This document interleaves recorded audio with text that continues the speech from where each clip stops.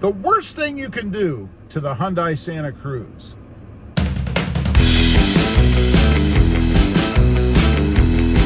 Well, good afternoon, everybody, and welcome back to Robmotive MT. Let's talk about a couple of the worst things you can do, in my opinion, to the Hyundai Santa Cruz. You know, I've had one for, I don't know, a couple, 3 months now, something like that. Gotta say, love the truck. It's one of my favorites right now. So far, no issues with it. Runs great, runs quick, fast on acceleration. I mean, it has a 0 to 60 in 6 seconds, and it's a truck. I love it. But there are a couple of things, the worst things that you can do. And honestly, I actually thought about doing these myself before I had it for a while, got more accustomed to it, the looks of it, all that kind of stuff, and then have seen other people do these things as well. You know, the internet is a great place to check out and make sure that what you're thinking about doing is the right decision. So, number one, lifting it. You know, I get questions on this channel about lifting it. When are you going to lift it, Rob? The answer is I'm not going to lift it. You know, I have seen other people that have done it, and frankly, I just don't think the Hyundai Santa Cruz has the look that is conducive to a lift. If you're looking for aesthetics, I mean, is it an off-road beast? Would you lift it to be able to take it off-road, you know, severe trails, rock climbing? I would say not. It's really not that kind of a vehicle. It doesn't mean that you can't off-road it, light off-roading. I mean, it does have all-wheel drive. You should be able to get through anything normal that you need to get through. But other than maybe a flat dirt road or a gravel road, something like that, I would say not. I would say that it's really not designed for that. And if you're looking to do that kind of stuff, the more severe stuff, once again, you're probably better off going with something that's better designed for that, like the Toyota Tacoma. But I've seen people that have lifted them, and frankly, man, it just throws off the proportions of the truck, in my opinion. It looks like a Hyundai Santa Cruz on stilts. There's typically too much wheel gap, too much space between the wheel and the upper fender. It just doesn't look right. It looks odd, strange. Probably along with the rest of the look of the truck. I mean, it's really a short, more SUV looking kind of beast anyway.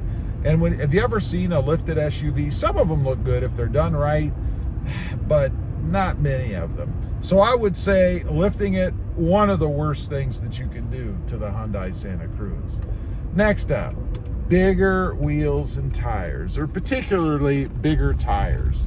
You know, there's all kinds of problems that can be caused by doing that. I've told the story a couple of times about the one that the Hyundai Santa Cruz that I had pulled off to look at.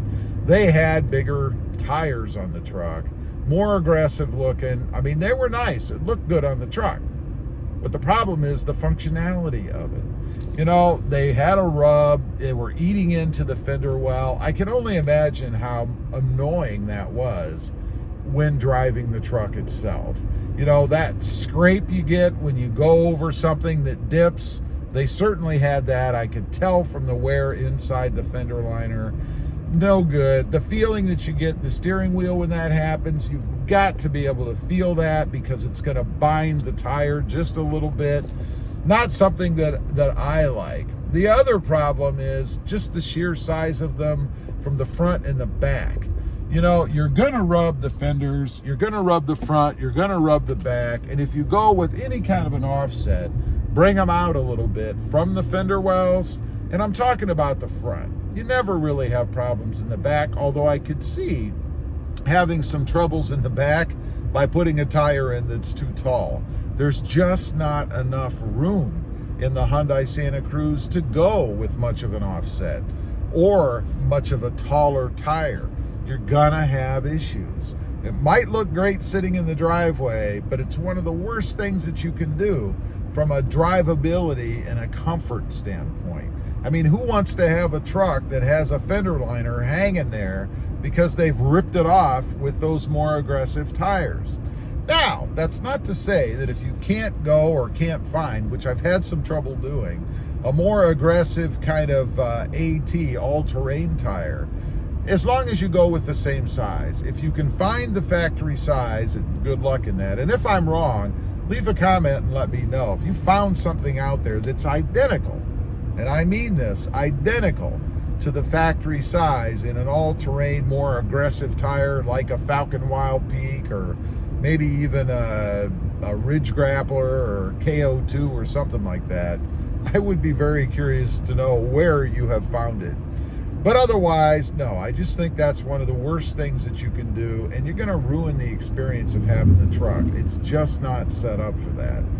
The last thing that I'll mention, and this is really more personal preference, but the bars that go across the bed, you know, for storing stuff or hauling stuff or whatever, functionally, yeah, it makes perfect sense. If you need it to do what you want to do with the truck, then heck yeah, you should do it. But aesthetically, I think it's a horrid look for the truck. I'm not a fan of it. I would never put them on mine because it's just something that I don't like, and I really don't think they should be there. I don't even like the ones that came on the roof rack across the top. I took those off because I didn't like the look. I thought it made the truck look a little bit cheesy. And it's not to say that the ones that go across the back make it look cheesy. It is a completely different look.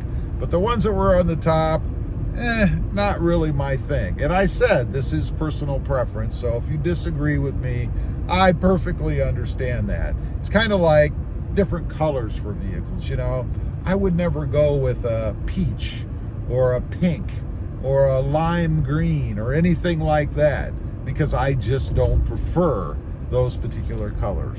Now, one little caveat to this, one thing that I want to add, there are a couple of examples floating around out there where people have done just what I'm describing as far as the lift and the tires with the Hyundai Santa Cruz, but they've done a lot of other mods to the truck. They've changed the front end, they've changed the paint. One that I've seen, and you may have seen it as well if you are a Hyundai Santa Cruz enthusiast, is the green one. They put kind of a muted green, maybe more like a drab green or an army type green on the truck in the form of a wrap. They lifted it, they put bigger tires on it, and probably even adapted the fenders. They would have had to, because there's no way these big giant tires would have fit on that truck without doing so. But in the end, I have to say, the truck looks awesome. It does look like an off-road beast. It's still not. I mean, you know, it's not a true four-wheel drive, if you will. It's an all-wheel drive vehicle. But looks really good. Love the stance of it. They've got it up in the air quite a bit too. Just looks awesome. So there are always exceptions. If your wallet is big enough, you can do pretty much anything you want. And if you have a good shop or a good person designing it, it'll probably come out well. Anyway, leave a comment. Let me know. Are there any other things that are the worst things you can do to the Hyundai Santa Cruz? Things that you may have seen. I'd be curious to know. Also, real quick, I do have 2 additional channels. Rob Motive, all about Toyota Tacomas, and Rob Motive JT, all about Jeep Gladiators. Currently, the Jeep Gladiator Mojave. Check them out, and if you're interested, why not subscribe? Thanks for watching. Stay safe out there. Bye.